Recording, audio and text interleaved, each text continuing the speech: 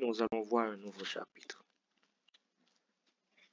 C'est la pharmacodynamie, la première partie. Si vous n'êtes pas encore abonné, c'est le moment de le faire. Abonnez-vous, activez la cloche de notification, prenez tout votre temps pour regarder la vidéo et surtout de la partager avec vos amis, sans oublier de la liker.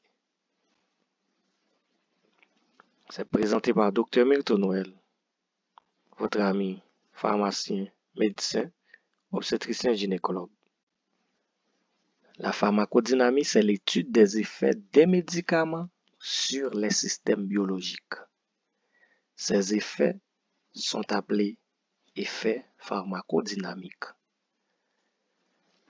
On appelle effet pharmacodynamique une modification mesurable et reproductible, fonctionnelle ou organique, provoquée par un médicament dans un système biologique appelé effecteur. Un médicament possède premièrement un effet principal utilisé en thérapeutique qui est l'effet thérapeutique et des effets secondaires qui sont utiles ou indifférents ou gênants ou encore nuisibles. Un même effet pharmacodynamique peut être provoqué par plusieurs médicaments. L'ensemble de ces médicaments constitue ce qu'on appelle une famille pharmacologique. Cela nous amène à dire que beaucoup de médicaments peuvent avoir un même effet pharmacodynamique. On va les regrouper dans une famille. On va appeler cette famille pharmacologique. Toutefois, nous pouvons comprendre qu'une famille pharmacologique est constituée par l'ensemble des médicaments ayant un effet pharmacodynamique commun. Eh bien, les membres d'une même famille pharmacologique ont en commun l'effet principal, l'effet thérapeutique, l'effet pharmacodynamique, tandis que les effets secondaires peuvent être différents selon les substances, puisque nous savons qu'un médicament a deux effets. L'effet principal qui va nous aider à mettre ce médicament dans une famille qu'on appelle famille pharmacologique et les effets secondaires qui peuvent être différents selon les substances. Les médicaments agissent d'une manière et les structures sur lesquelles ils agissent sont appelées cibles. Les médicaments agissent en général par fixation dans l'organisme. C'est-à-dire pour agir, ils vont se fixer au niveau de l'organisme. Mais cette fixation est spécifique du médicament et de son effet. Cette fixation dépend étroitement de sa structure et de ses propriétés chimiques. C'est-à-dire, la fixation va dépendre étroitement de la structure de la molécule médicamenteuse et de ses propriétés chimiques, puisque nous savons que ce sont des substances chimiques.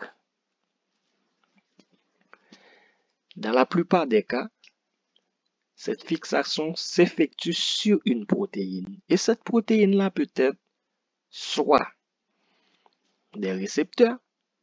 Les récepteurs, ce sont des protéines particulières qui font partie même des systèmes physiologiques de communication intercellulaire. Ça va transmettre des informations. Cependant, ça peut être aussi des enzymes. Et les médicaments peuvent soit activer ou inhiber le fonctionnement de l'enzyme en question. Dans ce cas, on va parler de activateurs enzymatiques, inhibiteurs enzymatiques. Leur action peut être soit réversible, soit irréversible. Et aussi, les médicaments peuvent détourner aussi l'action enzymatique.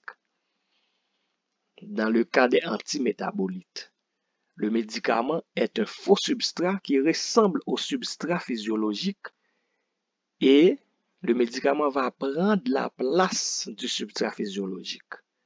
Mais le médicament ne pourra pas réagir. Il sera inactif. Il va agir comme les antagonistes.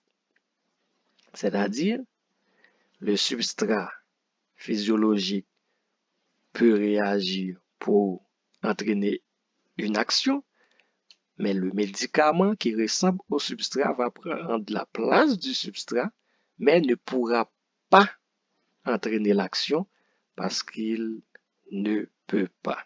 C'est comme un professeur qui vient pour présenter un cours, il trouve quelqu'un qui lui ressemble à l'intérieur de la salle, mais ne peut pas présenter le cours aux étudiants, mais lui, il est obligé de rester au dehors parce qu'on ne peut pas accepter deux professeurs dans la salle. Et pourtant, celui qui lui ressemble est dans la salle, ne peut pas faire le cours à sa place. Pourtant, il prend sa place, mais n'arrive pas à présenter le cours aux étudiants. Dans ce cas, il n'y aura pas d'interaction entre le professeur et les étudiants. Et ces protéines peuvent aussi être des transporteurs. Parce que nous savons que les transporteurs, ce sont des protéines qui font passer les ions et les petites molécules physiologiques à travers les membranes cellulaires. On peut avoir des transporteurs qui sont passifs. Ils vont faire passer des ions ou les molécules dans un sens. Et aussi, ils peuvent faire des échanges d'ions et ou de molécules. Ça va dans les deux sens dans ce cas. Et aussi, ces transporteurs peuvent être actifs avec dépense d'énergie. La cible de médicaments qui activent ou inhibent leur fonctionnement. C'est-à-dire, les transporteurs actifs vont utiliser de l'énergie, telle que les pompes à protons, juste pour qu'il y ait une action. Et aussi, ces protéines peuvent être des canaux ioniques.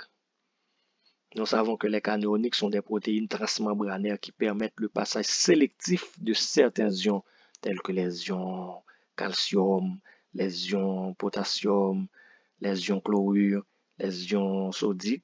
Ok? Ça va se faire suivant un gradient électrochimique.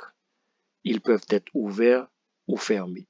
Leur ouverture peut être provoquée par un ligand entraînant une excitation ou par un potentiel d'action. Et aussi, ces protéines peuvent être des protéines de la structure même de la cellule, comme la tubuline. Parfois, la fixation peut se faire aussi sur le génome. Il y a des médicaments qui peuvent se fixer sur le génome, soit l'ARN, soit l'ADN, soit des protéines associées. Ils peuvent moduler l'expression génétique. Certains peuvent même empêcher la prolifération cellulaire. Cette fixation peut être aussi responsable de l'effet mutagène ou cancérigène de certains médicaments. Et aussi, les médicaments peuvent aussi utiliser d'autres sites de fixation qui ne sont pas les protéines.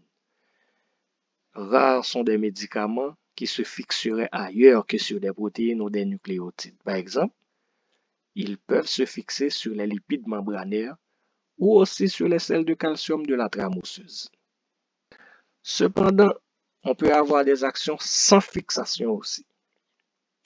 Par exemple, il y a des médicaments qui vont agir grâce à leurs propriétés physiques, en modifiant le milieu extracellulaire par leur pouvoir osmotique, soit en entraînant un équilibre acido-basique ou un équilibre électrolytique. Les structures chimiques peuvent être très différentes, mais vont entraîner un même effet. Et aussi, nous pouvons avoir des médicaments qui vont agir sur des organismes étrangers. Par exemple, sur les pathogènes, par exemple les bactéries, les virus, les parasites, les champignons. Les mécanismes d'action sont semblables à ceux qui se fixent sur les lipides membranaires.